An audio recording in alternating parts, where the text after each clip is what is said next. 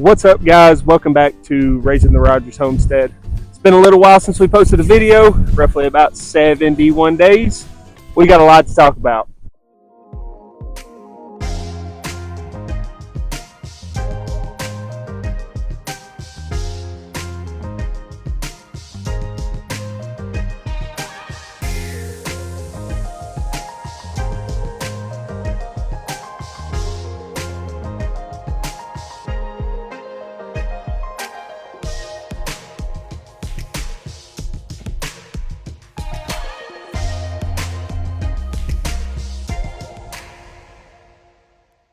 All right, guys, spring is on the way, and we are excited for it. We've only got 3 rolls of hay left. Really hoping I don't have to buy any more. Anybody that's got cattle or anything, you know this is the most expensive thing that you have to buy during the winter to keep everybody going. But I think we're going to be in pretty good shape. We actually started grazing part of the backyard with the cows. Just to make this hay stretch as far as possible. We've got a lot of updates. We're going to start making our way around to the animals and stuff. So y'all hang out with us and let's go check everybody out. All right, guys. First little update is the rabbits. So as of right now, we've got about 10 rabbits that we actually need to process. Probably needed to process them last week, but we just haven't had a whole lot of time. So we've got a group in here and a group in the other rabbit mansion, and we've actually got 3 little litters. They are starting to really move around, open their eyes, and all that good stuff. So we'll show the babies to you just because they're cute. And then we'll move on to the next thing.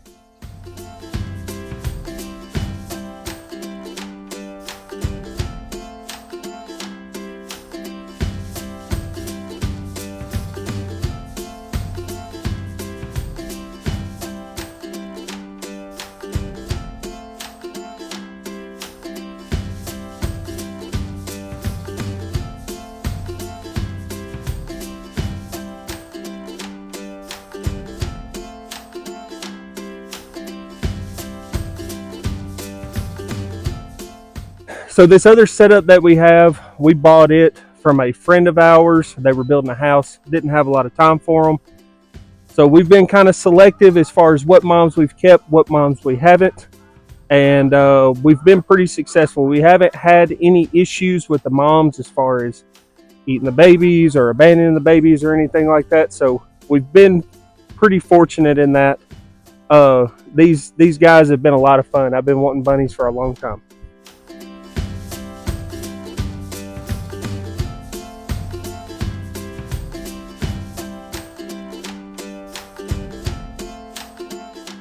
So as of right now, we've got, I think, about 11 cages and 38 bunnies in total, which 10 of them need to go. And then we had roughly 18-ish babies, and they will be processed here in a couple months or so. But anyway, that's the update on the rabbits. Let's keep it moving.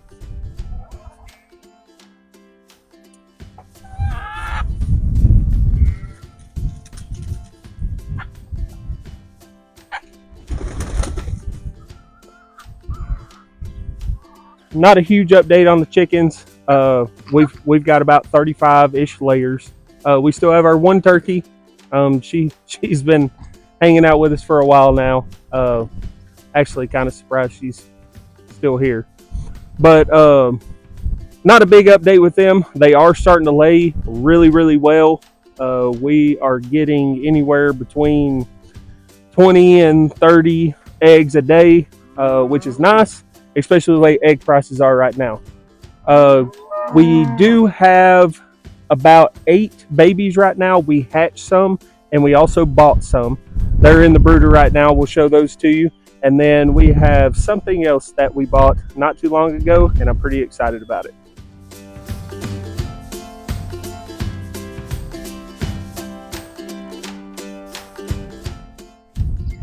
We got some ducks. So we ended up getting about 10 of these guys. These are khaki Campbells. They're all females. Well, they're supposed to be females. So these guys will pretty much be the same color that they are now. They do have some feathers coming in. They are about 4 weeks old. So it will take, whoa, wait, hey, whoa. It will take, whoa. It'll take 6 to 8 weeks or so before they're fully feathered. But pretty excited about these guys. As of right now, they're staying in this old coop. This thing is seeing its better days, but they're just right outside the door. We're keeping them out here during the day whenever it's warm, and then they still come into the brooder at night, just simply because they're not fully feathered. But we've tried ducks before. We failed miserably. I didn't like them because they were always in the cow water. They were always making a mess. So this time I'm a little bit more prepared for them. I'm going to build them a new shelter, and we will have an actual area for them. So hoping that my duck experience is a little bit better this time, because I don't know if you guys have looked at the price of ducks lately. They are not cheap. So, but these are our ducks. Moving on. All right, back here with the pigs. Not a huge update with the pigs. We still have Bo and Anna, our sow and boar. Now we think that Anna may be bred. We're not 100% sure. She's been with Bo a few times. We're really hoping she is bred. So we don't know if she's bred or if she's just been eating a little extra. But she's a big old baby, and she's a good mama. Now let's see if we can get Bo up. I don't know if he'll actually get up. Oh, there he comes.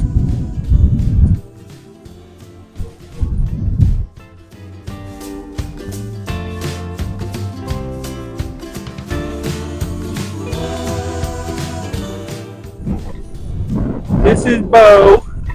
He's our boar, and he's a good boy.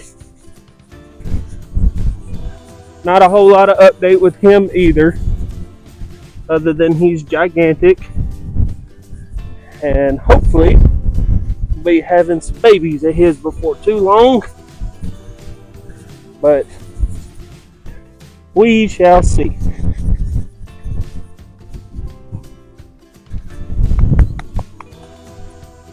Good boy.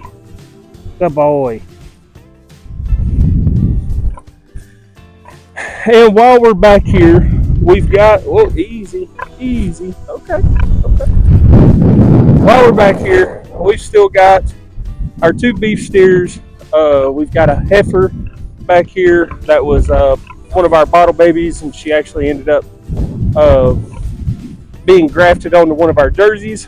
They are back here in the back, trying to keep as much pressure as I can off of the pasture to give it some time to grow. And then we still have 2 sheep back here that need to be processed. And that's not from a lack of trying, that's just due to a lack of time that we have had to do things, as we have been very, very busy. I've been very busy at work, and obviously we have had a lot going on here as well. Alright. Oh, forgot. So we did take our feeder pigs. We have already taken them to the processor. We kept 2, we sold 2, and I want to give you a little update on the shelter that we raised them in. Alright, so this is the shelter that we raised our pigs in this year. It was just an idea that I wanted to try. So basically we put them inside of here. This right here was the door, and that goes here on the outside. And then we would move them every day. So instead of putting down hot wire, taking up hot wire, trying to give them 2-3 day 4 paddocks, we just move them every single day. And you can actually see back through here where we moved them. Now they do disturb the ground a little bit, but it's not near as bad if you just left them in a pen, obviously. But this thing worked out absolutely fantastic. Now there are a few modifications that I'm going to make.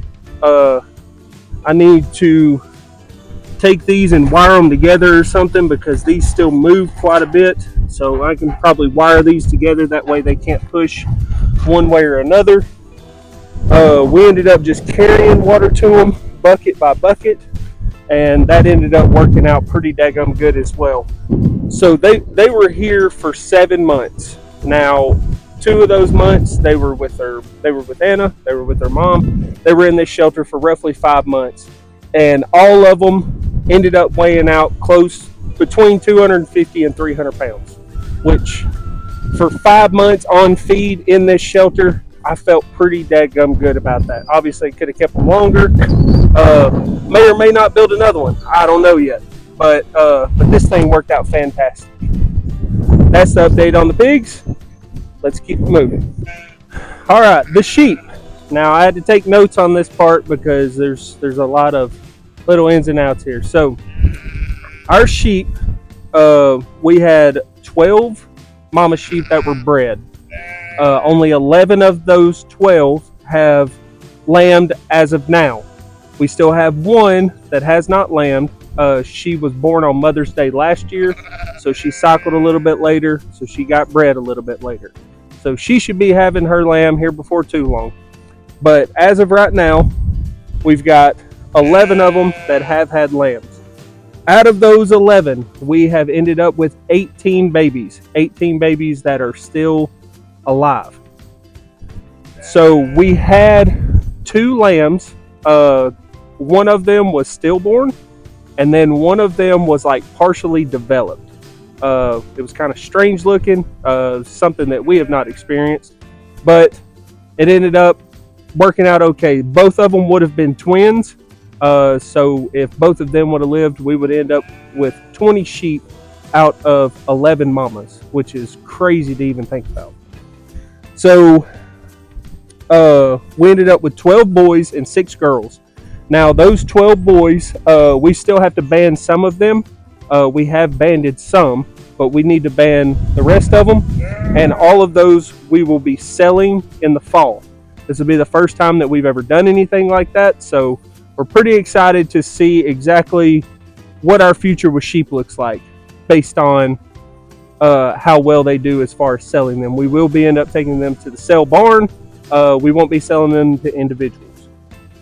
Out of those 6 girls, as of now, we plan on keeping all of those girls and expanding our sheep herd. They all come out of good mamas, and we also have a new ram in our flock. So as long as everything works out the way that we think it's going to, those 6 babies will be staying to become moms for next year. We ended up with no bottle babies. 0 bottle babies. And anybody that has sheep knows that is something that you aim for every single year, is to not have to bottle feed any of them. We had no problems with any of the moms taking to the babies.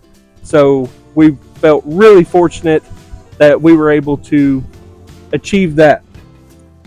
Also, we had one of our moms that I do not see at the moment. But she ended up having what they call a pre-pubic tendon rupture. Basically, that means that she's not going to be able to be bred again. So whenever we take the 12 boys to get rid of them, she will be going as well. She doesn't do us any good here if she's not able to reproduce. So she will be moving on with them. And then we still have the 2 rams that are back in the back that need to be processed. Something else I wanted to touch on was this beautiful 32-foot long shelter. This thing has worked out great. It has held together well. Yes, the tarp kind of looks bad, but it was a tarp that we put on there kind of quickly. We didn't have a tarp to actually go on it, but we had this tarp that we were going to use to cover hay that we never covered hay with. So it ended up going on here. But this thing, 8 foot long or 8 foot wide, 32 foot long, and has kept these guys through snow, wind, thunderstorms, tornado warnings, you name it. This thing has worked out great. These hoop coops are by far the best shelter ever. I've never had one turn over. I've never had one get tore up. I've drugged these things over everything in the world, and they've held up great. So I just wanted to mention a little something about it. But the sheep are doing good. We think that it has been a good addition to our place. I've got them on this front pasture down here. This is roughly an acre-ish. They have hay and whatnot. The grass is pretty suppressed right now because they're picking everything that they can, but the reason why I put them down here on this front acre was to let the back, 4 or 5 acres grow, and I'm going to try to keep them off of it as much as I possibly can. And then this pasture up here actually did really good for us last year, so I'm hoping with the extra manure and things of that nature, then this up here will do good for us. And that's it on the sheep. Let's keep moving. Phoebe, it's Phoebe, Phoebe. Okay.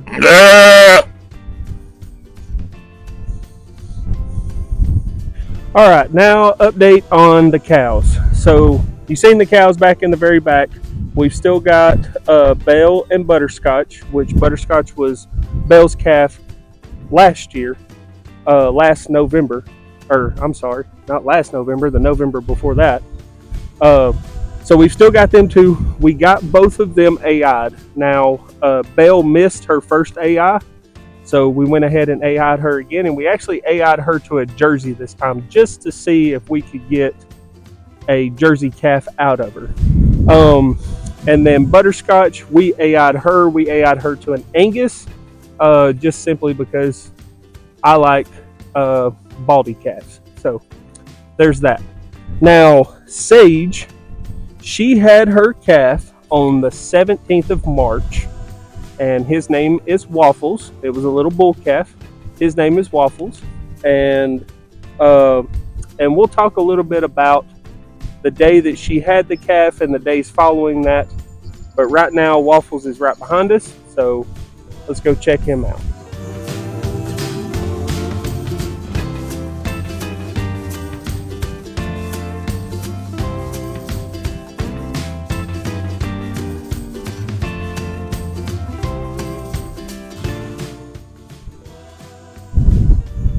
So we have been milking Sage. We've been milking her for, I guess, the past 6 days or so.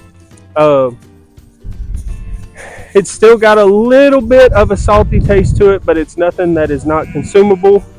So we have been milking her, so back in the swing of those things. This little guy right here, he was an AI baby. His dad was actually off of the Select Sires website, and if you want to look at that, the dad's name was Small Town Kid. So that's top 5% at least in genetics as far as the Hereford breed is concerned. So it is a Jersey Hereford cross calf. He will be freezer beef for 2026. But you don't like to think about that because he's so cute, but that's the reality of it. So on the days leading up to her having a calf, we had some really, really rough weather that came through, and we were really hoping that she would wait until after the weather. Luckily she did. she waited until the day after everything moved through, and it was actually a pretty nice day. So I checked on her that morning before I left for work around 5:30, and she still had not had her calf. And then it was a matter of 2 hours, and Elizabeth texted me and said that she had had her calf. So we've never had any issues as far as with anything on our place, having babies, having calves, lambs, whatever. Not any real issues that were maybe life-threatening. So the biggest concern with Jersey cows is that they could develop milk fever, and that will put them down pretty quick, and we obviously didn't want that to happen. So we watched her over the next day or two, and she seemed to be getting worse.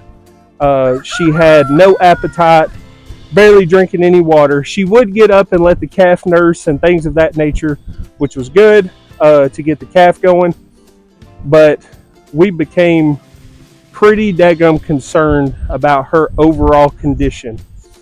So we consulted a vet and let them know what was going on with her, and they recommended 2 vaccines for her. Now, we're not crazy about vaccines, but we also don't want to lose our prized possession of a Jersey cow. So we ended up giving her 2 vaccines. One of them was called Banamine, and Banamine is just a pain reliever to kind of help her out, get her going. And then there was another one that's called Exenel, or Exenol, or Exenol, or something like that. Somewhere along those lines. But basically, that vaccine is for like postpartum issues. There's a number of things that covers, but postpartum issues. So whenever we decided that that's what we needed to do, we got it ordered. Elizabeth went and picked it up, and then she come back home. I was at work. She come back home, and she decided she was going to give these vaccines to her. So, as we would do any other time, because we do have a regular head chute, but we don't really have a good way of catching things, but we also don't have cattle that are super wild. So she brought her in here to the milking station and got her set up, and we had a neighbor come over and was going to help her give the vaccines to her. Well, just before the neighbor got here, Sage was in the head chute in the milking station, and she fell, and that she had her head stuck, and it was not a good situation. So they ended up having to cut the head chute to get her out of there. She just laid on the ground. We gave her the vaccines and everything has been good since. That was just a little bit of a scary moment, but that's the reason why, I don't know if you can tell this or not, but that's the reason why this is the original piece, and this piece right here looks brand new, is because this piece had to be cut.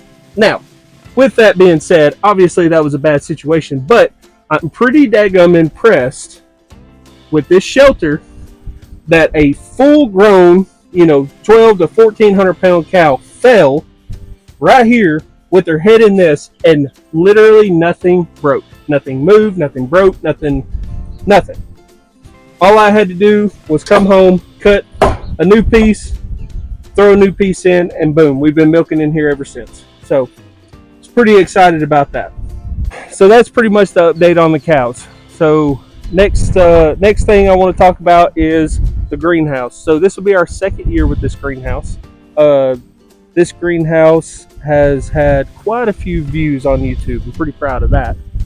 So this is our second year with the greenhouse. Right now we've got several things that are planted. We've also kind of got a mess in the floor, but several things that are planted and getting ready for garden season. Garden season will be here before we know it. So trying to get ready for garden season. Obviously we still got to prep the ground and everything. We've got the cows in the garden, The sheep were in there before that. The chickens are in there right now. The rabbits are in there. The goats are in there. Like, we've got quite a bit going on in the garden. So we're hoping that that will be enough manure and organic matter. We've been feeding a lot of hay and stuff in there. So we're hoping that all of that ends up being a good thing for our garden, and we're excited to get into the dirt. A couple of other things that are not, well, I guess they are farm related, but a few other things. So one thing that we did do here before too long was I got some concrete poured in my building. Now right now it's kind of a mess. I got a lot of stuff in here, but this is something that I've been wanting to do for a long time. So concrete in this bay, I still got to build. I'm going to build a loft on this side to close this off, and eventually I'll get the other side done. Concrete is very expensive right now, so we only did one bay. It's just too much money to do it all. But I'm really excited about this. I've got a lot of work to do in here, but I was pretty excited about how it turned out, what it looks like, and the moment that I got the concrete done, I thought, dadgummit, I ought to just do it all. But as of right now, that's the only thing that's been done in the building, other than trying to keep it clean and keep my tools and things of that nature in a spot where I can actually find them. Two more small things. So we got our tree line that was down at the front. It got so nasty and it was just so much to take care of. Couldn't really go down there. Couldn't really go in it or anything like that. So we spent a little bit of money, had somebody come out and clear out that front tree line. I don't know how well you can see that, but there's a huge pile of junk where it actually got cleaned out. I had a buddy of mine that I work with. He brought his excavator down here and cleaned it out the best that he could, and he cut me a good deal to do it. So it looks totally different. I can't wait until the trees actually get leaves on them. We've got a few that are starting to try or whatever, but I kept the straightest, best looking trees that I could, and the rest of it is in that pile right there, and I cannot wait to burn that pile. That's going to be a heck of a bonfire. We're going to wait a little while before we do that, let it dry out real good so that it'll burn quick. I'll probably have to burn that thing 2 or 3 times to actually get it all taken care of. And the very last update for this video. So I bought a farm truck. I'm so excited to have a vehicle where I can actually move some stuff. We've been doing this now for going on 5 years, and I have begged, borrowed, and stole to be able to move things, to be able to get cattle here, to be able to move hay here. Like, I have done all the things and paid a lot of money in order to be able to get things brought to our place. So I finally broke down and I bought a farm truck. Now, this is a 2006 GMC 2500. I think that it will have every bit of power that I need it to have. Got my my front license plate taken care of, held on there by zip ties because, you know, why not? But I think this truck will do everything that I need it to do and then some. Now, this is a pretty farm truck, but looks can be deceiving at times. This truck has a lot of miles on it, but I'm willing to put in the work and the money to be able to take care of it. I think that it'll be a good investment for us here on the homestead. Guys, I appreciate y'all stopping by, Raising the Rogers Homestead. I know it's been a little while since we had a video, but we're trying to start back up, stay consistent for you guys. If you could, like this video, subscribe to our channel if you're not. And until next time, we'll catch you guys on the next one. Thanks.